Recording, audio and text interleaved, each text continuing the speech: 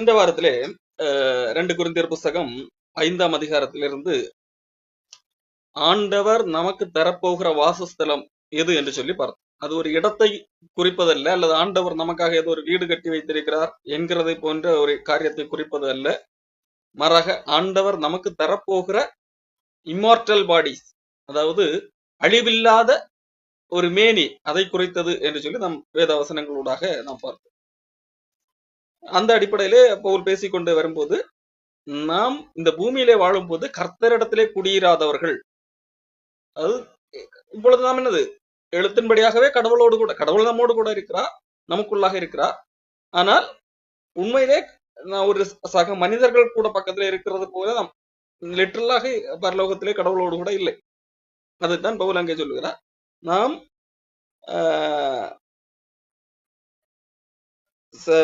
தேவனிடத்திலே குடியிராமல் இருக்கிறோம். நாம் இந்த சரீரத்திலே பூமியிலே வாழும் போது கர்த்தரிடத்திலே குடியிராதவர்களாக இருக்கிறோம். இதை அறிந்து எப்பொழுதும் தைரியமாக இருக்கிறோம். ஏன்? ஆண்டவர் நமக்கு ஒரு வாக்குறுதி அளித்திருக்கிறார், அல்லது ஒரு அத்தாட்சி கேரண்டி தந்திருக்கிறார். என்ன? நாம் தேவனுடைய அந்த நாளிலே நாம் மீட்கப்படுவோம் என்கிறதுக்கு பரிசுத்த ஆவியான ஒரு அச்சாரமாக இருக்கிறார் என்று சொல்லி எபேசியர் 1:13-14 வசனங்களிலே நமக்கு சொல்லப்பட்டிருக்கிறது. மேலும் நாம் இந்த அழியக்கூடிய மேனியை களைந்து வேறொரு மேனியை, அழியாமை உள்ள மேனியை தரித்துக் கொள்வோம் என்கிறதற்கு தேவனே நம்மை அந்த காரியத்திற்கு தேவனே நம்மை ஆயத்தப்படுத்துகிறவராகவும் இருக்கிறார். அதற்காக ஆவி என்னும் அச்சாரத்தை நமக்கு தந்தவராக இருக்கிறார் என்று சொல்லி இந்த கொரிந்தியர் புஸ்தகம் 5ஆம் அதிகாரம் 5ஆம் வசனத்திலையும் சொல்லப்பட்டிருக்கிறது. ஆகவே நமக்கு ஒரு தைரியம் உண்டு. இந்த தேகத்தை விட்டு குடி போனால் அடுத்த நொடியே எங்கே இருக்கிறோம்? கர்த்தரிடத்திலே குடியிருக்க முடியும். இந்த சரீரம், அதாவது இந்த மரணத்தை குறித்த ஒரு பயம் கிடையாது. காரணம், இந்த தேகத்தை விட்டு போனால், மரணம் நேரிட்டால் நாம் கர்த்தரிடத்திலே குடியிருக்கிறோம். ஆகவே அதை அதிகமாய் விரும்புகிறவர்களாக இருக்கிறோம் என்று சொல்லி பவுல் சொல்லுங்க. அது நிமித்தம் நாம் இந்த சரீரத்திலே குடியிருந்தாலும் சரி, இல்லாவிட்டாலும் சரி, நாம் தேவனுக்கு பிரியமாக, கடவுள் இவ்வளவு காரியங்களை எல்லாம் செய்திருக்கிறார், நமக்கு ஒரு வாசஸ்தலத்தை தந்திருக்கிறார், உறுதியளித்திருக்கிறார். அதற்காக நம்மை அவரே தகுதிப்படுத்துகிறவராகவும் இருக்கிறார். ஆகையால் இந்த சரீரத்திலே குடியிருந்தாலும் சரி, இராமல் போனாலும் சரி, அவருக்கு பிரியமாக இருக்க வேண்டும் என்கிறவர்களாக நாம் விரும்புகிறவர்களாக இருக்கிறோம். இது ஒரு கிறிஸ்தவருடைய இயல்பு. ஒரு மனிதன், ஒரு கிறிஸ்தவன் ஏன் ஆண்டவருக்கு பிரியமாக இருக்க வேண்டும் என்று விரும்புகிறான்? அப்படி பிரியமாக இருந்தால்தான் எனக்கு எதாகலும் கடவுளிடத்திலிருந்து கிடைக்கும் என்பதற்காக அல்ல. கடவுள் எனக்கு ஏற்கனவே இவைகளை எல்லாம் தந்திருக்கிறார். இவைகளை எல்லாம் நாம் இந்த அதிகாரத்திலே பார்க்கும்போது நமக்கு அழியாமையை தந்திருக்கிறார். அவரோடு கூட யுக யுகமா கர்த்தரிடத்திலே குடியிருக்கவும், இந்த கர்த்தரிடத்திலே குடியிருக்கின்ற அந்த காரியத்தை தந்திருக்கிறார். ஆகவே அதுதான் சொல்லுறாங்க, அது நிமித்தமே நான் சரீரத்தை இந்த பூமியில உயிரோடு இருந்தாலும் சரி, மரித்தாலும் சரி, எப்பொழுதும் கர்த்தருக்கு பிரியமாக இருக்க நாடுகிறோம், விரும்புகிறோம். இது ஒரு உண்மையான கிறிஸ்தவனுக்கு இருக்கின்ற இயல்பான விருப்பமாக, நாட்டமாக இருக்கும். சரி, அடுத்த வசனம் 10வது வசனம், 2 கொரிந்தியர் 5ஆம் அதிகாரம் 10ஆம் வசனம். ஏனென்றால் சரீரத்தில் அவனவன் செய்த நன்மைக்காவது தீமைக்காவது தக்க பலனை அடையும்படிக்கு நாம் எல்லாரும் கிறிஸ்துவின் நியாயாசனத்திற்கு முன்பாக வெளிப்பட வேண்டும். இந்த வசனம் சற்று கொஞ்சம் முரண்பட்டதாக இருக்கு. எப்படி? இங்க என்ன சொல்லப்பட்டிருக்கிறது? மேலே உள்ள வசனம் என்ன சொல்லுகிறது? நாம் சரீரத்தில் குடியிருந்தாலும் குடியிராமற் போனாலும் அவருக்கு பிரியமானவர்களாய் இருக்க விரும்புகிறோம், நாடுகிறோம். அதிலே என்ன காரணத்திற்காக அப்படி நாடுகிறோம் என்று சொல்லுகிறது? அதற்கு முந்தைய வசனம், அது நிமித்தமே நாம், எது நிமித்தமே? 8வது வசனம், நாம் தைரியமாக இருந்து இந்த தேகத்தை விட்டு குடிபோகவும் கர்த்தரிடத்தில் குடியிருக்கவும் அதிகமாய் விரும்புகிறோம். கர்த்தரிடத்தில் குடியிருப்பதற்கு நாம் அதிகமாக விரும்புவதால், கர்த்தரோடு கூட அதிகமாக விரும்புவதால் நாம் என்ன செய்ய விரும்புகிறோம்? கர்த்தருக்கு பிரியமாக இருக்க விரும்புகிறோம். கடவுள் அதற்கான அவர் செய்திருக்கிறார், நம்மை ஆயத்தப்படுத்துகிறார். இந்த காரியங்களுக்காக அவருக்கு பிரியமானவர்களாக இருக்க நாடுகிறோம் என்று சொல்லப்பட்டிருக்கிறார். அடுத்த 10வது வசனம் என்ன சொல்லுகிறது? ஏனென்றால் சரீரத்தில் இந்த அவனவன் செய்த நன்மைக்காவது தீமைக்காவது தக்க பலனை அடையும்படிக்கு நாம் எல்லாரும் கிறிஸ்துவின் நியாயாசனத்திற்கு முன்பாக வெளிப்பட வேண்டும். அப்போ கிறிஸ்து நியாயம் விசாரிக்கும் போது அவருடைய அந்த நியாயாசனத்திற்கு முன்பாக வெளிப்பட வேண்டும் என்பதாக இந்த வசனம் சொல்லுகிறது. அப்போ இந்த வசனத்தை வைத்து பொதுவாக கிறிஸ்தவர்களிலே 2 விதங்களிலே போதனைகள் உண்டு. ஒன்று, ஒரு மனிதன் ரட்சிக்கப்பட்ட கிறிஸ்தவனாகவே இருந்தாலும் அவன் செய்கிற செயலின் அடிப்படையிலே தான் அவனுக்கு தீர்ப்பு உண்டு. ஆகவே அவன் செய்த நன்மைக்கு தக்கதாகவும் தீமைக்கு தக்கதாகவும் ஆண்டவர் நியாயம் தீர்க்கிறவராக இருப்பார். அப்போ அவன் உண்மையிலேயே ரட்சிக்கப்பட்டிருந்தாலும் ரட்சிக்கப்படாமல் இருந்திருந்தாலும் ஒரு மனிதனுடைய நிலைமை முடிவு எப்படி இருக்கும்? அவன் செய்த செயலின் அடிப்படையிலே காணப்படும். அந்த அடிப்படையிலே எல்லா மனிதர்களும் ஒரே விதமாகத்தான் நியாயம் தீர்க்கப்படுவார்கள். கிறிஸ்தவர்களானாலும் சரி, கிறிஸ்தவர்கள் அல்லாதவர்களானாலும் சரி, அவர்கள் செய்த செயலின் அடிப்படையிலே ஒரு மனிதன் இந்த பூமியிலே வாழும்போது நன்மை செய்திருந்தால் அல்லது தீமை செய்திருந்தால் அதற்கேற்ற விதத்திலே தான் அவர்களுக்கு அந்த நியாய தீர்ப்பு இருக்கும். காரணம், இங்க என்ன சொல்லப்பட்டிருக்கிறது? அவனவன் சரீரத்திலே செய்த நன்மைக்காவது தீமைக்காவது தக்க பலன், இந்த தக்க பலன் அடையும்படியாக ஜட்ஜ்மெண்ட் சீட்டுக்கு முன்பாக, நியாயசனத்திற்கு முன்பாக நிற்க வேண்டும் என்பதாக இங்கே சொல்லப்பட்டிருக்கிறது. எல்லாரும் கிறிஸ்தவ இங்கே சொல்லும் போது நாம் எல்லாரும் என்கின்ற அந்த வார்த்தை கூட இங்கே பயன்படுத்துகிறார். அப்போ கிறிஸ்தவர்களும் ஒரு மனிதன் ரட்சிக்கப்பட்டிருக்கிறான் என்கிறதற்காக அவனுக்கு தண்டனை இல்லை என்று ஆகிவிடாது என்கிறதாக சிலர் எண்ணுவதுண்டு. இங்கே காரணம், இன்றைக்கு என்ன சொல்லப்பட்டிருக்குது? அவனவன் செய்த நன்மைக்காவது அவனவன் செய்த தீமைக்காவது தக்க பலன். இப்போ நன்மை செய்தால் மட்டுமல்ல, அவன் செய்த தீமைக்கும் தக்க பலன். சரி, நன்மை செய்தால் அவனுக்கு ஏதாகலும் ஒரு பரிசு கொடுக்கலாம் என்று பார்த்தால், அந்த அவன் செய்த தீமைக்கும் தக்க பலன் உண்டு என்பதாக அந்த நியாய தீர்ப்பிலே உண்டு என்பதாக சொல்லப்பட்டிருக்கிறது. அப்போ பொதுவாகவே எல்லா மனிதர்களும் நன்மையை காட்டிலும் தீமையை அதிகம் செய்கிறவர்களாக இருக்கிறார்கள். காரணம், ஒரு மனிதன் சிந்தனையிலே செய்கிறது கூட பாவமாக கருதப்படுகிறதாக இருக்கிறது. சரீரத்திலே வாழும்போது அவனுடைய சிந்தனையிலே காணப்படுகிற பாவம், எண்ணங்கள் அடிப்படையிலே கூட அது பாவமாக கருதப்படும். அப்போ அந்த அடிப்படையில பார்க்கும்போது ஒரு மனிதன் செய்த செயலின் அடிப்படையிலே ஒரு மனிதன் தீர்ப்பு பெறும் போது அவன் எதை அடைகிறான்? அவன் நன்மையை அடைய முடியாது, வாய்ப்பே இல்லை. அவன் தீமையே அடைய முடியும் என்கிறதாக நாம் விளங்கிக் கொள்ள முடிகிறது. இரண்டாவது, இன்னும் ஒரு சிலர் என்ன சொல்லுகிறார்கள்டா, இது கிறிஸ்தவர்களுக்கென்று உள்ள விசேஷ விதமான ஒரு நியாய தீர்ப்பு. இது கடைசியிலே மற்றவர்களுக்கு தண்டனை கொடுக்கும்படியாக கடவுள் வெளிப்படுத்தின விசேஷம் 20ஆம் அதிகாரத்திலே சொல்லப்பட்டிருக்கிறதுல, வெள்ளை சிங்காசனத்திலே உட்கார்ந்து நியாயம் தீர்ப்பு கொடுப்பார். அந்த விதமான நியாய தீர்ப்பு அல்ல, கிறிஸ்தவர்களுக்கு அவர்கள் செய்த செயலை பாராட்டி ரிவார்டு, பரிசு கொடுப்பதற்காக உள்ள ஒரு நியாய தீர்ப்பு என்கிறதாக சிலர் சொல்வதுண்டு. அதற்கு அவர்கள் இந்த சில கிரேக்க மொழியை எல்லாம் எடுத்து பயன்படுத்தி வித்தியாசமான விளக்கங்களை எல்லாம் சொல்லுவார்கள். அது நிமித்தம் அந்த விளக்கத்தை என்ன என்று நான் உங்களுக்கு சொல்லுவேன்.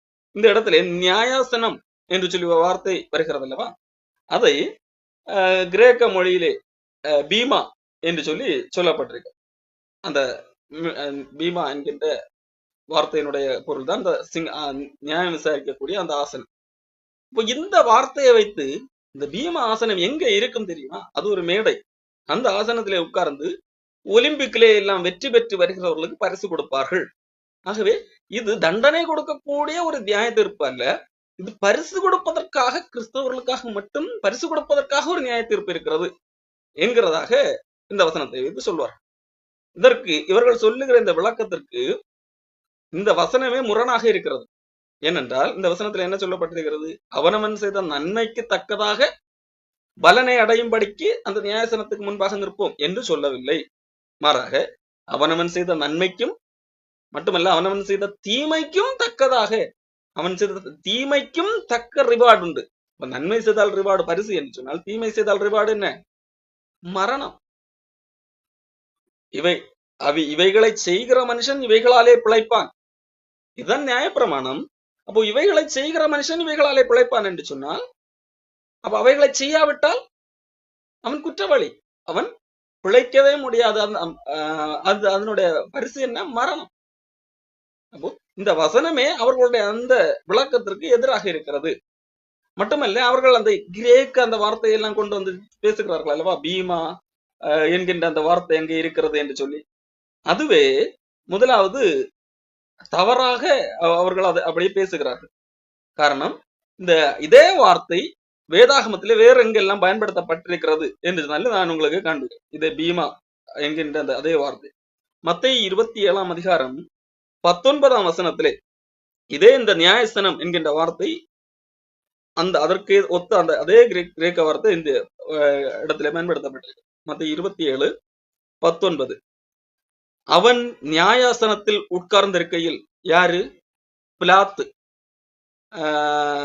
அவனுடைய மனைவி அவனிடத்தில் ஆள் அனுப்பி, நீர் அந்த நீதிமானை ஒன்றும் செய்ய வேண்டாம், அவர் நிமித்தம் இன்றைக்கு சொப்பனத்தில் வெகு பாடுபட்டேன் என்று சொல்ல சொன்னாள்.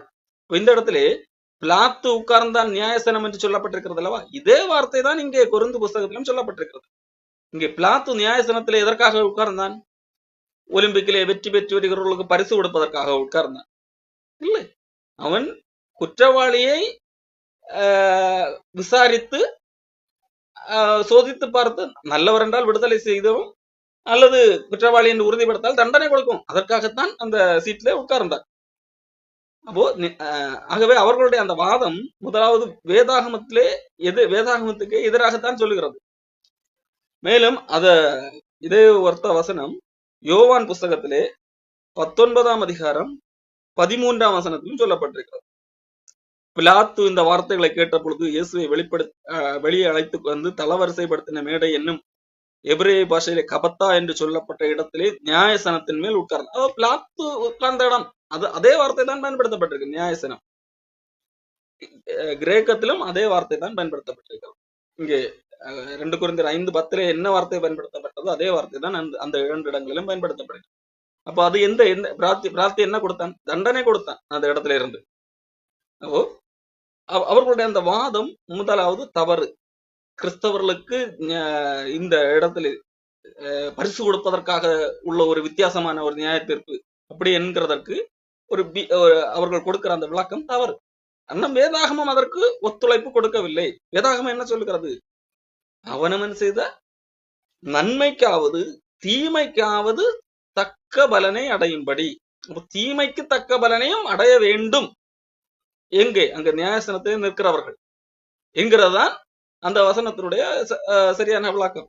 மாறாக அந்த தீமை என்கிறதை விட்டு ரிவார்டு வாங்குவதற்காக, கிறிஸ்தவர்களுக்கு என்று ஒரு ரிவார்டு வாங்குவதற்காக ஒரு வித்தியாசமான ஒரு நியாய தீர்ப்பு என்கின்ற அடிப்படையிலே இங்கே பவுலஸ்தலன் இங்கே வார்த்தையை பயன்படுத்தவில்லை என்கிறதை நாம் வாங்கிக் கொள்ளலாம். சரி, அப்போ இந்த இடத்துல வேதாகமம் எதைத்தான் சொல்ல வருகிறது? யாருக்கு இந்த நியாய தீர்ப்பு?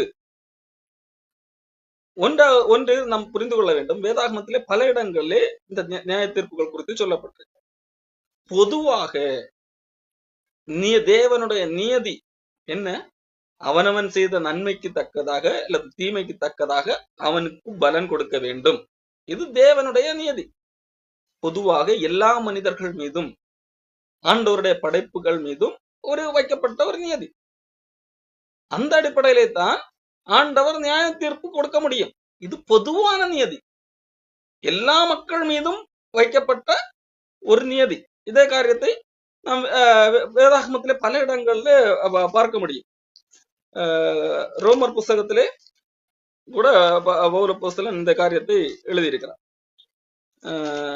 ரோமர் 14ஆம் அதிகாரம்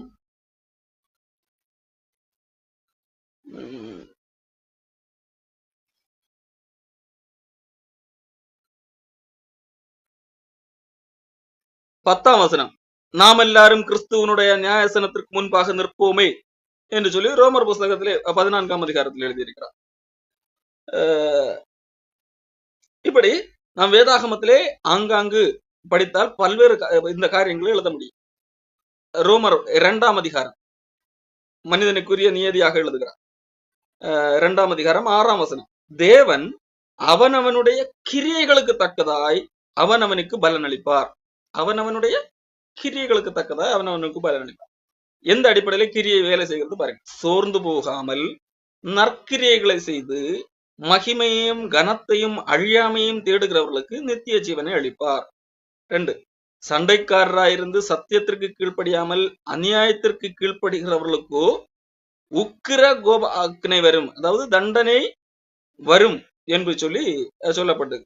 முன்பு யூதரிலும் பின்பு கிரேக்கரிலும் பொல்லாங்கு செய்கிற எந்த மனுஷ ஆத்துமாவுக்கும் உபத்திரமும் வியாகுலமும் உண்டாகும். முன்பு யூதரிலும் பின்பு கிரேக்கரிலும் எவன் நன்மை செய்கிறானோ அவனுக்கு மகிமையும் கனமும் சமாதானமும் உண்டாகும். தேவனிடத்திலே பட்சபாதம் இல்லை என்று சொல்லி இங்க வேதம் சொல்லுகிறது. அப்போ இதன் கிரியைகளின் அடிப்படையிலே உள்ள நியாயத்தீர்ப்பு. இது பொதுவாக மனிதனுக்கு, யூதர்களானாலும் சரி கிரேக்கர்களானாலும் சரி, இதுதான் பொதுவான தேவனுடைய நியதி. இதைத்தான் வேதாகமும் பல இடங்களில் சொல்லப்பட்டிருக்கிறது. நாம் எல்லாரும் நியாயசனத்திற்கு முன்பாக நிற்க வேண்டும். இது மனிதனுக்கு விதிக்கப்பட்ட ஒரு நியதி. அதைத்தான் பவுல் அங்கேயும் பயன்படுத்துகிறார்.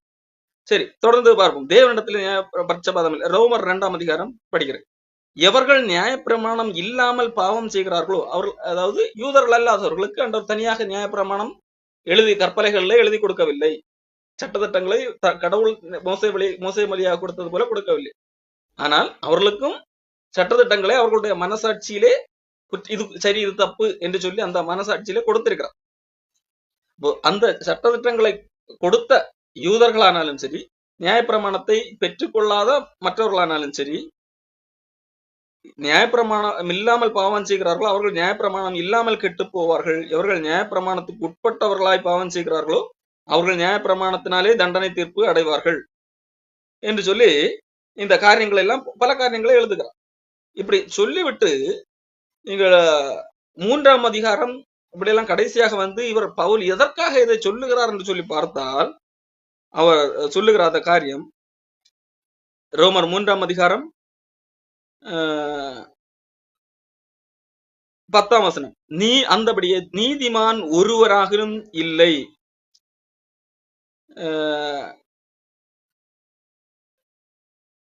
23 எல்லாரும் பாவம் செய்து தேவன மகிமை அற்றவர்களாகி, எல்லாரும் பாவம் செய்து எல்லாரும் தேவ மகிமையை இழந்து விட்டார்கள்.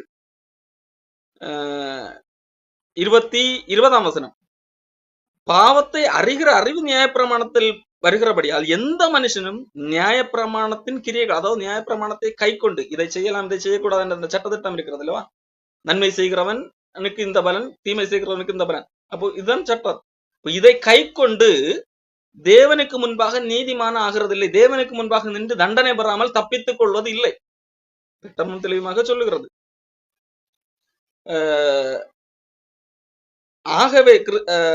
ஆகவே தான் இதை செய்யாமல் என்கின்ற அந்த சட்டத்திட்டம் இல்லாமல் ஒரு மனிதனை நீதிமானாக்கத்தக்கதாக ஏதாகலும் வழி உண்டா என்கிறதை குறித்து வேதம் பேசுகிறது. அதுதான் கிறிஸ்தவம். அப்போ அவனவன் செய்த நன்மைக்காவது தீமைக்காவது தக்க பலனை அடையும்படியாக தேவ சிங்காசனத்துக்கு முன்பாக, அதாவது நியாயசனத்துக்கு முன்பாக நிற்கிறது என்கிறது ஒரு பொதுவான நியதி. இந்த பூமியில உள்ள மனிதர்களுக்கு நியமிக்கப்பட்ட பொதுவான நியதி. அந்த நியதியின்படி நன்மை செய்கிறவனுக்கு நன்மை, தீமை செய்கிறவனுக்கு மரணம். இது பொதுவான நியதி. இந்த அடிப்படையில யாராகலும் மரணத்திலிருந்து தப்ப முடியுமா என்று கேட்டால் தப்ப முடியாது. காரணம், நன்மை செய்கிறதற்கு இது, தீமை செய்கிறதுக்கு இது, இதன் சட்டத்திட்டம் அப்படிதானே. இதை கை கொண்டு இந்த கிரியைகளின் அடிப்படையிலே ஒருவனும் நீதிமானாகிறது இல்லை, அதாவது தேவனுக்கு முன்பாக நிற்கக்கூடிய தகுதியை அடைவது இல்லை என்று சொல்லி வேதம் திட்டவும் தெளிவாக சொல்லு. அப்படியானால் எப்படி இதிலிருந்து தப்பிப்பது? நாம் எல்லாரும் தேவனுடைய நியாயசனத்துக்கு முன்பாக நிற்போமே, நன்மை செய்கிறதுக்கும் தீமை செய்கிறதுக்கும் ஏற்ற தக்க பலன் அடையும்படிக்கு. எப்படி? அதற்காகத்தான் வழி இருக்கிறது. ரோமர் 3ஆம் அதிகாரம் 21ஆம் வசனம். இப்படி இருக்க நியாயப்பிரமாணம் இல்லாமல் தேவ நீதி வெளியாக்கப்பட்டிருக்கிறது. இதை செய்தால் இது, இதை செய்தால் இது என்கின்ற அந்த விஷயம் இல்லாமல், அந்த சட்டத்திட்டம் இல்லாமல் தேவ நீதி வெளியாக்கப்பட்டிருக்கிறது. அது என்ன? இயேசு கிறிஸ்துவை பற்றும் விசுவாசத்தினாலே வலிக்கும் தேவநீதி. அது இயேசு கிறிஸ்துவை விசுவாசிப்பதனால் கிடைக்கின்ற தேவநீதி.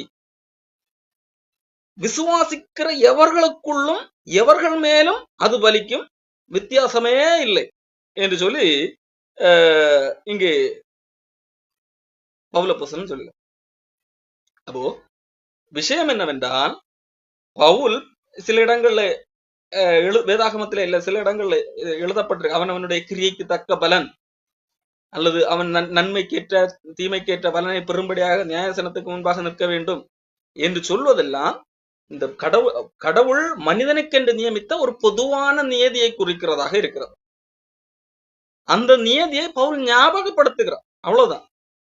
ஆனால் கிறிஸ்தவர்களுக்கு அந்த அடிப்படையில் தான் ஆண்டவர் தீர்ப்பு கொடுப்பாரா என்று கேட்டால் இல்லை.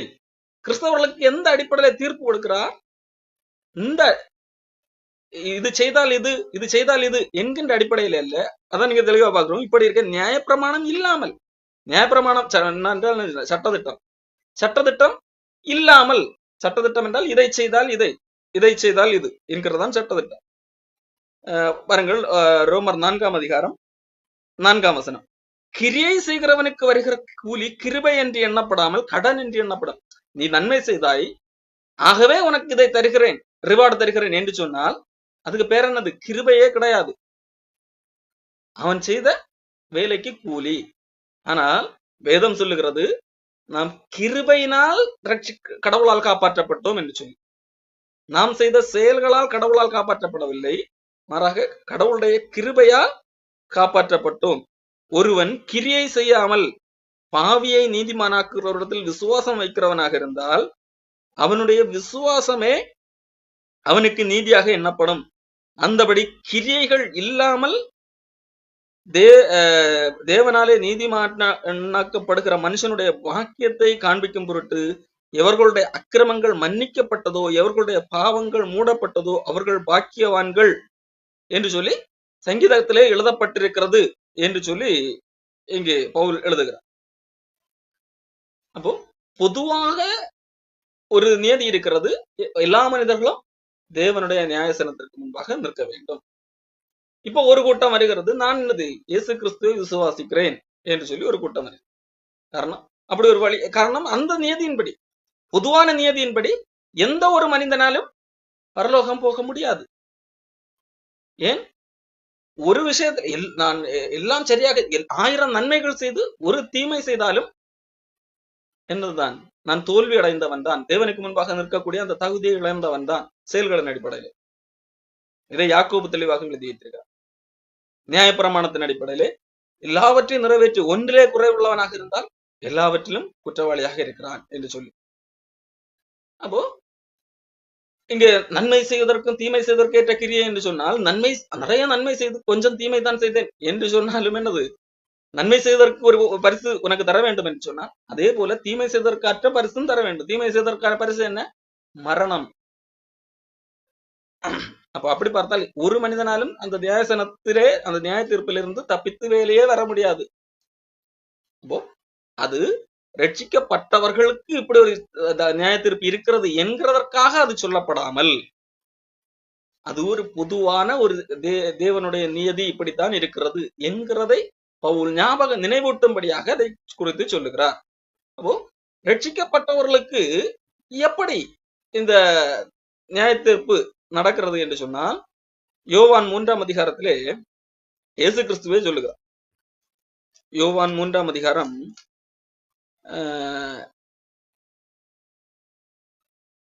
17 உலகத்தை தண்டனைக்குள்ளாக தீர்க்கும்படி தேவன் தம்முடைய குமாரனை உலகத்தில் அனுப்பாமல் அவராலே உலகம் காப்பாற்றப்படுவதற்காகவே அவரை அனுப்பினார். அவரை விசுவாசிக்கிறவன் தண்டனைக்குள்ளாக தீர்க்கப்படான்.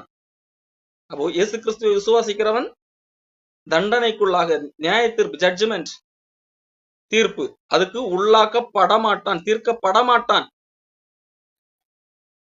விசுவாசியாதவனோ, இயேசு கிறிஸ்துவை விசுவாசிக்காதவன் தேவனுடைய ஒரே பேரான குமாரனுடைய நாமத்தில் விசுவாசம் உள்ளவனாக இராதபடியினால் அவன் தண்டனை தீர்ப்புக்கு உட்பட்டாயிற்று.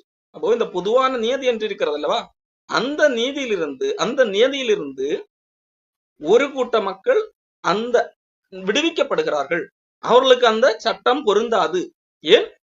அவர்கள் இயேசு கிறிஸ்துவை விசுவாசிக்கிறார்கள். இயேசு கிறிஸ்துவை விசுவாசித்தால் ஏன் இந்த பொதுவான சட்டத்திட்டம் பொருந்தாது? காரணம், பொதுவான சட்டத்திட்டம் என்ன? அவனவன் செய்த நன்மைக்காவது தீமைக்காவது தக்க பலனை அனுபவிக்க வேண்டும். அந்த பலனை இயேசு கிறிஸ்துவை விசுவாசித்தவர்களுக்காக இயேசு கிறிஸ்து அனுபவித்து விட்டார். இந்த உலகத்திலே மனிதர்கள் செய்த எல்லாருடைய தீமைக்கான அவனவன் செய்த தீமைக்கான தண்டனை, தீமைக்கு தக்கதான தண்டனை மரண தண்டனை. அந்த மரண தண்டனையை இயேசு கிறிஸ்து அடைந்தார். அப்போ அதை நான் விசுவாசிக்கும் போது, இயேசு கிறிஸ்துவை விசுவாசிக்கிறவர்கள் அந்த எனக்காக தண்டனை முடிந்து விட்டது, என்னுடைய தண்டனையை நான் செய்த நன்மைக்கான அல்லது தீமைக்காக தக்க பலன் பெற்று விட்டது ஏற்கனவே. அதற்காக தேவனுடைய நியாயசனத்திற்கு முன்பாக நிற்க வேண்டும் அல்லவா? அந்த நிற்கின்ற அந்த நிலைமை ஏற்கனவே முடிந்து விட்டது. எனக்கு பதிலாக இயேசு கிறிஸ்து அந்த இடத்துல நின்று விட்டார். ஆகையால் இயேசு கிறிஸ்துவை விசுவாசிக்கிறவர்கள் இனி அந்த இடத்துல நிற்க வேண்டிய அவசியம் இராது. இதுதான் வேதாகமம் நமக்கு காண்பிக்கின்ற உண்மை. இது வேதாகமத்துல பல இடங்கள்ல சொல்லப்பட்டிருக்கிறது, விசுவாசிக்கிறவர்களுக்கு ஆக்கினை தீர்ப்பு இல்லை என்று சொல்லி.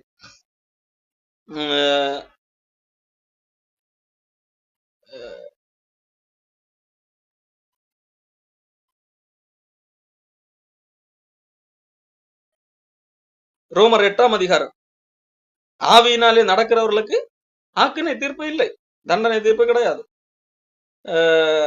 யோவான் 5:24,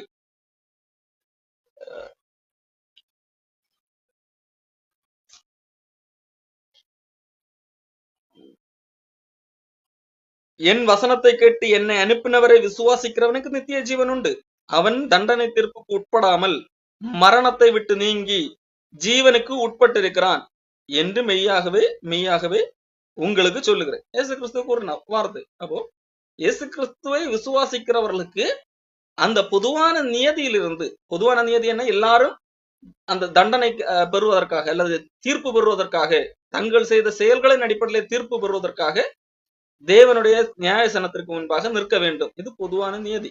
ஆனால் இயேசு கிறிஸ்து இடையிலே புகுந்து வந்ததால், இயேசு கிறிஸ்து இடையிலே வந்ததால், அந்த அவனவன் செய்த தீமைக்கு தக்கதான பலனாகிய தண்டனையை பெற்று விட்டதால், அதை விசுவாசிக்கிறவர்கள் அந்த தண்டனையை ஏற்கனவே அடைந்து விட்டார்கள். அவர்கள் அடைந்து விட்டார்கள் என்றால் இயேசு கிறிஸ்து அடைந்தா அதை விசுவாசிக்கும் போது நானும் என்ன சொல்கிறேன்? நானும் அவரோடு கூட சிலுவையில் அறையப்பட்டேன் என்று விசுவாசிக்கிறோம் அல்லவா? அந்த அடிப்படையிலே நானும் அந்த தண்டனையை அடைந்து முடிந்து விட்டேன். ஆகவே இயேசு கிறிஸ்துவை விசுவாசிக்கிறவர்கள் இதில் இந்த பொதுவான நியதியிலிருந்து விலக்கு பெறுகிறார்கள். இதுதான் உண்மை. அப்போ இங்க பவுல் எழுதுகிற அந்த காரியம் அந்த பொதுவான நியதியை குறித்ததாக இருக்கிறது. இது பவுல் இதே போன்ற வாசகங்களை வேறு இடங்களிலும் பயன்படுத்தி இருக்கிறார். உதாரணத்துக்கு எபேசியர் 5ஆம் அதிகாரத்திலே 6ஆம் அதிகாரத்திலே, பிள்ளைகளை உங்கள் பெற்றாருக்கு கர்த்தருக்குள் கீழ்ப்படியுங்கள், இது நியாயம் என்று சொல்லி எழுதுகிறார். எழுதிவிட்டு அடுத்து எங்க எழுதுகிறார்? ரெஃபரன்ஸுக்காக அங்கே கூட இப்படித்தான் சொல்லப்பட்டிருக்கிறது என்று சொல்லி நியாயப்பிரமாணத்திலிருந்தே கோடிட்டு காட்டுகிறார். என்ன? உனக்கு நன்மை உண்டாயிருப்பதற்கு, பூமியிலே உன் வாழ்நாள் நீடித்திருப்பதற்கும், உன் தகப்பனையும் உன் தாயையும் கனம் பண்ணுவாயாக என்பதே வாக்கு தத்தமுள்ள முதலாம் கற்பனையாக இருக்கிறது என்று சொல்லி நியாயப்பிரமாணத்திலேயே இந்த இப்படி ஒரு கட்டளை கொடுக்கப்பட்டிருக்கிறது. அப்போ அது ரொம்ப முக்கியமான ஒன்று என்கிறதை காண்பிப்பதற்கு, இது அறிந்து கொள்ள வேண்டும் என்கிறதற்காக ஒரு ரெஃபரன்ஸாக எழுதுகிறார். மற்றபடி நியாயப்பிரமாணத்தை கை கொள்ள வேண்டும் என்று சொல்லி பவுல் எந்த இடத்திலும் எம்பசைஸ் பண்ணவில்லை. நியாயப்பிரமாணத்தினால் எந்த ஒரு மனிதனும் தேவனுக்கு ஏற்புடையவனாக நீதிமனாக மாற முடியாது என்றுதான் பல இடங்கள்ல சொல்லி இருக்கிறார். அப்போ இது பொதுவான நியதியாக இருக்கிறது. ஆனால் கிறிஸ்தவர்கள் இந்த அடிப்படையிலே அல்ல தீர்ப்பு பெறுவது. கிறிஸ்தவர்கள் இயேசு கிறிஸ்துவை விசுவாசிப்பதன் அடிப்படையிலே தீர்ப்பு பெறுகிறார்கள். அப்போ விசுவாசிப்பதன் அடிப்படையிலே தீர்ப்பு பெறுகிறவர்கள் இந்த நியாயப்பிரமாணத்தை பின்பற்றி வாழுகிறார்கள் அல்லவா? அதை காட்டிலும் ஒரு மேலான வாழ்க்கை வாழ வேண்டும் என்கிறதற்காக அவர்களே இப்படி வாழுகிறார்கள். நியாயப்பிரமாணத்தை பின்பற்றி வாழுகிறவர்களே இப்படி வாழுகிறார்கள். நாம் நியாயப்பிரமாணத்தை பின்பற்றி வாழுகிறவர்கள் எந்த அடிப்படையில வாழுகிறார்கள்? இந்த உலகத்தில் உள்ள எல்லா மதங்களும் ஒரு ஏதோ சட்டத்திட்டத்தின் அடிப்படையில் தான் இதை செய்தால் பரலோகம் போகலாம், இந்த கிரியைகளை எல்லாம் செய்தால் பரலோகம் போகலாம், இந்த பரிகாரம் செய்தால் பரலோகம் போகலாம் என்கின்ற ஒரு சட்டத்திட்டத்தின் அடிப்படையில் தான் இயங்கிக் கொண்டிருக்கிறது. அப்போ அவர்கள் எந்த அடிப்படையில் அவர் அந்த கிரியைகளை எல்லாம் செய்கிறார்கள்? நான் இவைகளை எல்லாம் செய்தால் எனக்கு மோட்சம் கிடைக்கும், முக்தி கிடைக்கும் என்கிற அடிப்படையில். ஆனால் கடவுள் நமக்கு கொடுத்தது, கடவுள் இதையெல்லாம் நமக்கு பதிலாக அவர் செய்துவிட்டு நமக்கு ஏற்கனவே முக்தி அல்லது பரலோகத்தை, மோட்சத்தை தந்து விட்டார். அவர் உன்னதத்தில் அவரோடு கூட இருக்கக்கூடிய அந்த வாக்கியத்தை தந்து விட்டார். ஆகையால் இப்போ நாம் ஏற்கனவே பெற்றுக்கொண்டவர்கள். மற்றவர்கள் நான் செய்த கிரிகளின் அடிப்படையில இனி பெற்றுக் கொள்வோம் என்று சொல்லி காத்திருக்கிறவர்களாக இருக்கிறார்கள். அந்த அடிப்படையில ஒருவனும் பெற்றுக்கொள்ள முடியாது என்கிறது உண்மை. ஆனால் நாம் ஏற்கனவே பெற்றுக்கொண்டவர்கள் நம்முடைய செயல்களின் அடிப்படையில, இயேசு கிறிஸ்து நமக்காக செய்த செயலின் அடிப்படையில். அப்ப அதை விசுவாசிக்கிறபடியால் அப்படி ஒரு கூட்டம் ஆளுகிறார்கள் அல்லவா, அவர்களை காட்டிலும் நாம் ஒரு சிறப்பாக ஒரு வாழ்க்கை வாழ வேண்டும் என்கிறதை மக்களுக்கு புரிய வைப்பதற்காகத்தான் அந்த பழைய அந்த சில ரெஃபரன்ஸ்களை பவுல் அப்போஸ்தலன் பயன்படுத்துகிறார். இந்த இடத்துல கூட பாருங்கள், 2 கொரிந்தியர் 5ஆம் அதிகாரம் 8, 9, 10 இந்த வசனங்களிலே பவுல் சொல்லுகிறதை பாருங்கள். பவுல் என்ன சொல்லுகிறார்? 7ல இருந்து படிக்க, இந்த தேகத்தில் குடியிருக்கையில், இந்த தேகத்திலே குடியிருக்கையில் கர்த்தரிடத்திலே குடியிருக்கவில்லை என்பதை அறிந்தும் நாம் தைரியமாக இருக்கிறோம். ஏன்? அதுக்கு மேல உள்ள வசனம் பார்த்தால் நம்மை தயார்படுத்துகிறதே, நம்மை ஆயத்தப்படுத்துகிறதே தேவனாக இருக்கிறார். ஆகவே இது நிமித்தம் நாம் சரீரத்திலே குடியிருந்தாலும் குடி இல்லாமல் போனாலும் நாம் கர்த்தருக்கு பிரியமாக இருக்க நாடுகிறோம். அப்ப நாம் எதற்காக கர்த்தரை பிரியமாக இருக்க நாடுகிறோம்? நமக்கு தண்டனை கிடைக்கும், நாம் சரீரத்தில் செய்த பயனுக்காவது இதுக்காக தண்டனை கிடைக்கும் என்கிறதற்காக அல்ல. மாறாக நாம் எப்பொழுதும் தைரியமாக இருக்கிறோம். என்ன? நமக்கொரு வாழ்க்கை உண்டு, மேலான ஒரு வாழ்க்கை உண்டு, அது ஆண்டவர் ஏற்கனவே தந்து விட்டார் என்கின்ற தைரியத்தில் இருக்கிறோம். அந்த அடிப்படையிலே நாம் கர்த்தருக்கு பிரியமாக இருக்க நாடுகிறோம். அதுதான் முதலாவது எழுதுகிறார். அதன் பின்பதாக அந்த பொதுவான நீதி எழுதுகிறார். என்ன? சரீரத்தில் அவரவன் செய்த நன்மைக்காவது தீமைக்காவது தக்க பலனை அடையும்படி நாம் எல்லாரும் கிறிஸ்துவ நியாயஸ்தானத்துக்கு முன்பாக வெளிப்பட வேண்டும். இது பொதுவான நியதி. அப்போ இப்படி ஒரு நியதி இருக்கிறது, பொதுவானது. ஆனால் நாம் அந்த நியதிக்குட்பட்டவர்கள். நாம் அதனால கர்த்தருக்கு பிரியமாக வாழ வேண்டியவர்கள். நாம் ஆண்டவர் எனக்கு ஏற்கனவே தந்து விட்டார், நமக்காக ஆயத்தப்படுத்தி இருக்கிறார், நம்மை ஆயத்தப்படுத்தி இருக்கிறார். ஆகையால் இந்த சரீரத்தில் குடியிருந்தாலும் குடியிராமல் போனாலும் கர்த்தருக்குள்ளாக கர்த்தருக்கு பிரியமாக இருக்க நாடுகிறோம். நாட வேண்டும் அல்ல, நாடுகிறோம். அது இயல்பு, நம்முடைய இயல்பாக இருக்கிறது. புரிந்து கொள்ள வேண்டும். அப்போ அந்த என்ன கண்ணோட்டத்திலே போல் எழுதுகிறார் என்பதை நாம் புரிந்து கொள்ள வேண்டும். மற்றபடி கிறிஸ்தவர்களுக்கும் அதே அடிப்படையில தான் நியாய தீர்ப்பு என்கிற அதற்காக பவுல் எழுதவில்லை. அப்படியானால் இயேசு கிறிஸ்து வந்ததே வீணாக இருக்குமே. காரணம், இயேசு கிறிஸ்து என்ன சொல்லி இருக்கிறார்? என்னை விசுவாசிக்கிறவன் ஆக்கினை தீர்ப்பு கிடையாது. அதுதான் தெளிவாக சொல்லப்பட்டிருக்கிறது. என் வசனத்தை கேட்டு என்னை அனுப்பினவரை விசுவாசிக்கிறவனுக்கு நித்திய ஜீவன் உண்டு, அவன் தண்டனை தீர்ப்பு பெறாமல் கடைசி நாள்ல அவனை எழுப்புவேன் என்பதாக இயேசு கிறிஸ்து சொல்லி இருக்கிறார். அப்போ அவர்களுக்கு தண்டனை தீர்ப்பு கிடையாது. அப்போ இந்த வசனத்தின் அடிப்படையில பவுல் ஒரு காரியத்தை சொல்லுகிறார். அது என்ன? பொதுவான ஒரு நியாய தீர்ப்பு, பொதுவாக ஒரு நியதி இருக்கிறது அல்லவா, அந்த நீ கிறிஸ்தவர்களுக்கு இல்லை, அது பொதுவான மனிதர்களுக்கு, பொதுவாக எல்லா மனிதர்களுக்கும், கிறிஸ்தவர்களுக்கும் ஒரு விதத்துல அது பொருந்தும். ஆனால் அந்த தண்டனை நமக்கு பதிலாக இயேசு கிறிஸ்து ஏற்கனவே பெற்று விட்டார். அது முடிந்து விட்டது. அந்த நியாய தீர்ப்பு ஏற்கனவே முடிந்து விட்டது. அவ்வளவுதான். ஆகையால் பவுல் சொல்லுகிற காரியம், கர்த்தருக்கு பயப்படத்தக்கது என்று அறிந்து மனுஷருக்கு புத்தி சொல்லுகிறோம். அப்போ இதுதான் விஷயம்.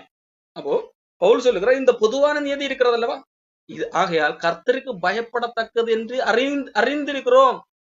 ஆண்டவர் இப்படி ஒரு பொதுவான நியதியை வைத்திருக்கிறார்.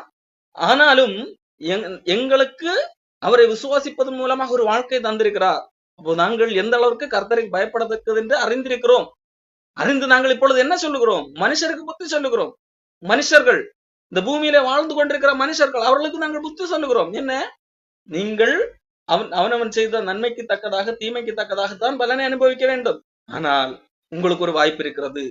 இயேசு கிறிஸ்துவிடத்திலே வந்தால், இயேசு கிறிஸ்துவை விசுவாசித்து ஏற்றுக்கொண்டால் உங்களுக்கு அந்த தண்டனையிலிருந்து விலக்கு உண்டு. காரணம், இயேசு கிறிஸ்து அந்த நியாய தீர்ப்பை ஏற்கனவே பெற்று விட்டார். இந்த தண்டனை தீர்ப்பை பெற்று விட்டார் என்று சொல்லி மனுஷர்களுக்கு புத்தி சொல்லுகிறோம். கர்த்தருக்கு பயப்படத்தக்கது என்று நாங்கள் அறிந்து மனுஷருக்கு புத்தி சொல்லுகிறோம். தேவனுக்கு முன்பாக வெளியரங்கமாக இருக்கிறோம், உங்கள் மனசாட்சிக்கும் வெளியரங்கமாக இருக்கிறோம் என்று நம்புகிறேன். இந்த காரணத்திற்காகத்தான் பவுல் அந்த வார்த்தையை பயன்படுத்துகிறார். நாங்கள் மனுஷருக்கு புத்தி சொல்லுகிறோம்.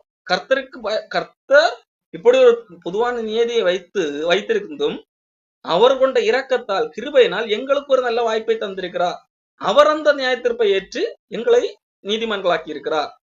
ஆகையால் கர்த்தருக்கு பயப்படத்தக்கது என்று அறிந்து மனுஷர்களுக்கு நாங்கள் இப்பொழுது புத்தி சொல்லிக் கொண்டிருக்கிறோம்.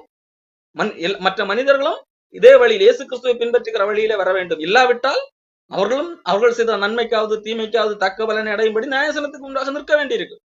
ஆகையால் மக்களுக்கு புத்தி சொல்லக்கூடிய நிலைமையில நாங்கள் இருக்கிறோம் என்று சொல்லி பவுல் தன்னுடைய ஊழியத்தை ஏற்கனவே சொல்லி இருக்கிறேன். இந்த கொரிந்து புஸ்தகம் பவுலை ஏற்றுக்கொள்ளாத அல்லது பவுலுடைய அப்போஸ்தல தன்மையை குறித்து சிலர் தவறாக கொரிந்து மக்களிடத்தில் குழப்பம் விளைவித்திருந்தார்கள். அதற்கு ஒரு பதில் கொடுக்கின்ற விதத்திலே தான் பவுல் இந்த கடிதத்தை ஆரம்பித்திருப்பார். இந்த இடத்துல பவுல் இந்த காரியங்களை எல்லாம் சொல்லுகிறார். இப்போ நாங்க இவ்வளவு காரியங்கள் இருக்கிறது. அப்படி இருக்கும்போது நாங்கள் எல்லாருக்கும்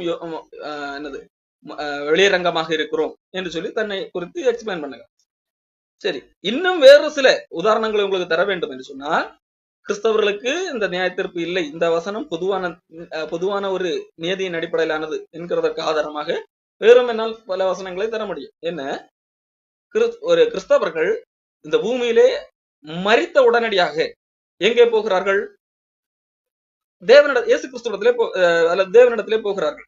எங்கே வசனம்? இதே அதிகாரத்திலே வசனம் இருக்கிறது. என்ன, 8ஆம் வசனம், இந்த தேகத்தை விட்டு குடி போகவும் கர்த்தரிடத்திலே குடியிருக்கவும் அதிகமாக விரும்புகிறோம். அப்ப இந்த தேகத்தை விட்டு குடி போனவுடன், இந்த தேகத்தை விட்டு பிரிந்த உடனடியாக ரட்சிக்கப்பட்ட மனிதன் எங்கே போகிறான்? உடனடியாக கர்த்தரிடத்துக்கு போகிறான். அடுத்த செகண்டே கர்த்தரிடத்துக்கு போகிறான். மேலும் பிலிப்பியர் 1ஆம் அதிகாரத்திலே பவுல் சொல்லுகிறார், 23ஆம் வசனம், இந்த தேகத்தை விட்டு பிரிந்த உடனடியாக, மரணம் நேரிட்ட உடனடியாக இந்த தேகத்தை விட்டு பிரிந்து கிறிஸ்துவுடனே கூட இருக்க எனக்கு ஆசை உண்டு, அது அதிக நன்மையாக இருக்கும், அதைத்தான் விரும்புகிறேன் என்பதாக பவுல் சொல்லுகிறார். அப்போ இந்த தேகத்தை விட்டு பிரிந்த உடனடியாக இமிடியேட்டாக நடக்கக்கூடிய இடம் என்னதுதான்? நியாய தீர்ப்பு அல்ல, கிறிஸ்துவுடனே கூட இருக்கக்கூடிய ஒரு பாக்கியம். இது இருக்கிறதா? இரண்டாவது, இயேசு கிறிஸ்து இந்த பூமிக்கு வருகிறார். வரும்போது என்ன நடக்கிறது? அவர் மரித்தவர்களையும் கொண்டு வருகிறார். கிறிஸ்துவுக்குள்ளாக மரித்தவர்களையும் கொண்டு வந்து அவர்களை மறுரூபமாக்குகிறார்.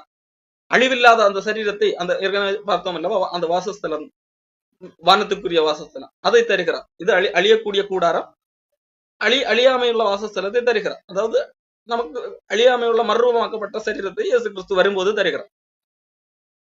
தந்த பின்பதாக என்ன நடக்கிறது? அது அந்த மறுரூபமாக்கப்பட்ட சரீரத்தை பெற்றுக்கொண்ட பின்பதாக தேவனுக்கு முன்பாக நியாய தீர்ப்பில் நிற்கும் என்று சொல்ல வருகிறார்களா? அதாவது ஒரு மனிதன் மரித்த உடனடியாக எங்கே போகிறார்? கிறிஸ்துவின் இடத்திலே போகிறார். கிறிஸ்துவோடு கூட குடியிருக்கும்படியாக போகிறார். அவரோடு கூட தான் குடியிருக்கிறார். அடுத்ததாக இந்த உலகம் முடியும் போது இயேசு கிறிஸ்து வரும்போது அவரோடு கூட வந்து என்ன நடக்கிறது? அந்த அழியாமை உள்ள சரீரம் பெற்றுக் கொள்ளப்படுகிறது.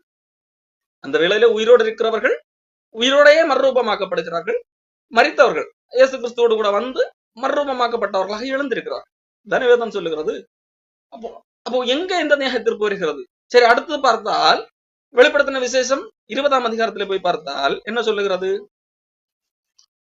இந்த கிறிஸ்துவுக்குள்ளாக மரித்தவர்கள், இந்த மறுரூபமாக்கப்பட்டவர்கள் இருக்கிறார்கள், இவர்கள் அங்கே நியாய தீர்க்கப்படுகிறார்களா? அங்கே கிறிஸ்துவின் சிங்காசனத்துக்கு முன்பாக நிற்கிறார்களா என்று பார்த்தால் இல்லை. வேதம் என்ன சொல்லுகிறது? வெளிப்படுத்தின விசேஷம் 20ஆம் அதிகாரம் 24ஆம் வசனம், அன்றியும் நான் சிங்காசனங்களை கண்டேன், அவைகள் மேல் உட்கார்ந்தார்கள், நியாய தீர்ப்பு கொடுக்கும்படி அவர்களுக்கு அதிகாரம் கொடுக்கப்பட்டது. இயேசுவை பற்றிய சாட்சி நிமித்தம் தேவனுடைய வசனத்தை சிரச்சேதம் பண்ணப்பட்டுள்ள ஆத்துமாக்களையும் மிருகத்தையும் அதன் சொரூபத்தையும் வணங்காமல் கண்டேன். அவர்கள் உயிர் பெற்றவர்கள் என்ன செய்கிறார்கள்? கிறிஸ்துவுடனே கூட 1000 வருஷம் அரசாளுகிறார். கிறிஸ்துவுடனே கூட அரசாளுகிறவர்களாக இருக்கிறார்கள். மட்டுமல்ல, மேல என்ன சொல்லப்பட்டிருக்கிறது? நியாய தீர்ப்பு கொடுக்கும்படி அவர்களுக்கு அதிகாரம் கொடுக்கப்பட்டது. அப்போ இங்கே வேதாகம் என்ன சொல்லுது? கிறிஸ்தவர்கள் நியாயஸ்தானத்துக்கு முன்பாக நிற்கிறவர்களாக அல்ல, நியாய தீர்ப்பு கொடுக்கிறவர்களாக, இயேசு கிறிஸ்துவோடு கூட உட்கார்ந்து நியாய தீர்ப்பு கொடுக்கிறவர்களாக அதிகாரம் பெற்றவர்களாக இருக்கிறார். ஓ, இதுல எந்த இடத்துல கிறிஸ்தவர்கள் தேவனுக்கு முன்பாக நியாய தீர்ப்பிலே நிற்கும்படியாக கையிட்டு தண்டனை பெறும்படியாக அல்லது அவன் செய்த நன்மைக்கோ தீமைக்கோ தண்டனை பெறும்படியாக நிற்கிறவர்களாக எந்த இடத்திலே பார்க்க முடிகிறது? இல்லை. அதை தொடர்ந்து நாம் மறுபடியும் வெளிப்படுத்தின விசேஷம் 20ஆம் அதிகாரத்திலே 12ஆம் வசனம் 11, 12 பார்த்தால் அங்கேயும் என்னது, மரித்தவர்கள் எழும்புகிறார்கள். இந்த மரித்தவர்கள் யார்? நாம் ஏற்கனவே பார்த்தோம். வெளிப்படுத்தின விசேஷம் 20ஆம் அதிகாரம் 5ஆம் வசனம் சொல்லுகிறது, மரணமடைந்த மற்றவர்கள் உயிரிழமில்லை, இதுவே முதலாம் உயிர்த்தெழுதல். அப்போ முதலாம் உயிர்த்தெழுதலில் பங்கு பெறாதவர்கள் தான் அடுத்த உயிர்த்தெழுதலில் எழும்புகிறார்கள். அவர்கள் யார்? அவர்கள் தண்டனைக்குரியவர். அவர்கள் கிறிஸ்தவர்கள் அல்ல. அப்ப அவர்கள் தான் இங்கே நியாய தீர்ப்பிலே நிற்கிறார்கள். என்ன சொல்லப்பட்டிருக்கிறது? தங்கள் தங்கள் கிரியைகளின்படியே நியாய தீர்ப்படைந்தார்கள். வெளிப்படுத்தின விசேஷம் 20ஆம் அதிகாரம் 13ஆம் வசனம். சமுத்திரம் தன்னில் உள்ளவர்களை எல்லாம் எங்கெங்க மறித்தார்களோ எல்லாம் அங்கே நியாய தீர்ப்புக்கு வந்து இருக்கிறார்கள். அவர்கள் தங்கள் தங்கள் கிரியைகளின்படி, அவர்கள் நன்மை செய்தார்களோ தீமை செய்தார்களோ அந்த கிரியைகளின்படி நியாய தீர்ப்பு அடைந்தார்கள். அப்பொழுது மரணமும் பாதாளம் அக்கினி கடலிலே தள்ளப்பட்டது. இது 2ஆம் மரணம்.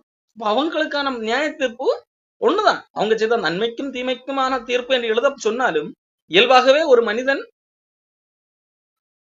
நன்மை தீமை என்று ஒப்பிட்டு பார்க்கும்போது அவன் தண்டனைக்குரியவனாகத்தான் காணப்படுவான். அப்போ அவன் அங்கே அக்னி கடலில் தள்ளப்படுகிறவனாக இருக்கிறான். அப்போ இந்த நியாய தீர்ப்பு என்கிறது வேதாகமத்துல நாம் எங்க பார்த்தாலும் அந்த ஆர்டரின்படி பார்த்தால் தண்டனை யாருக்குரியதாக இருக்கிறது? அந்த கிரியைகளின்படி தண்டனை பெறுகிறவர்கள் யாராக இருக்கிறார்கள்?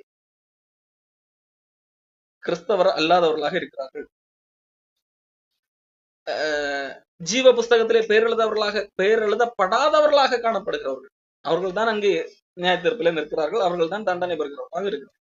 ஆகவே வசனம் அப்படி சில இடங்களில் சொல்லப்பட்டாலும் அது ஒரு பொதுவான காரியத்தை குறிக்க, பொதுவாக நாம் எல்லாரும் என்று சொல்லுவது மனிதர்கள் எல்லாரும் தேவனுக்கு முன்பாக அவனவன் செய்த கிரியைகளுக்கு தக்கதாக நன்மைக்காக தீமைக்காக தக்க பலனை அடையும்படி நிற்போமே என்பது தேவனுடைய மனிதர்களை குறித்த பொதுவான நியதி.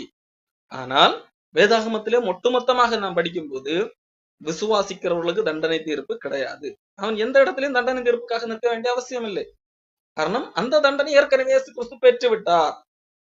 அப்போ நாம் எந்த அடிப்படையில தேவனுக்கு பிரியமானவர்களா இருக்க வேண்டும்? எனக்கு தண்டனை கிடைக்கும், நான் ஒழுங்கா நன்மை செய்தால் வாழ்வு, தீமை செய்தால் தண்டனை என்கின்ற பயத்தின் அடிப்படையிலே அல்ல தேவனுக்கு நாம் பிரியமானவர்களா வாழ வேண்டியது. நாம் கர்த்தரோடு கூட இருக்க வேண்டும்.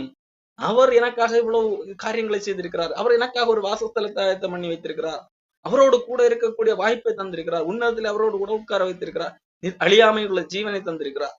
ஆகையால் அந்த உத்தரவாதத்தை தந்திருக்கிறார். இதற்காக நம்மை ஆயத்தப்படுத்துகிற தேவனே ஆவி என்னும் அச்சாரத்தை தந்தவரும் அவரே. உத்தரவாதம் அது கேரண்டி.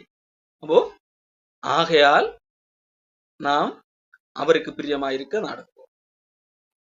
நாம் தேவனுக்கு பிரியமாக இருக்க நாடுவது எனக்கு நான் நன்மை செய்தால் பரிசு கிடைக்கும், தீமை செய்தால் தண்டனை கிடைக்கும் என்கிறதல்ல. அது பொதுவான நீதி. ஆனால் நான் ஏன் அப்படி நாடுகிறேன்? நான் நாடுவதற்கு காரணம் எனக்கு கடவுள் ஏற்கனவே தந்து விட்டார், எனக்கான தண்டனை அவர் பெற்று விட்டார் என்கிற அடிப்படை. ஆகவே இதுதான் பவுல் இங்கே சொல்ல வருகிறார். தொடர்ந்து அடுத்த வாரத்திலே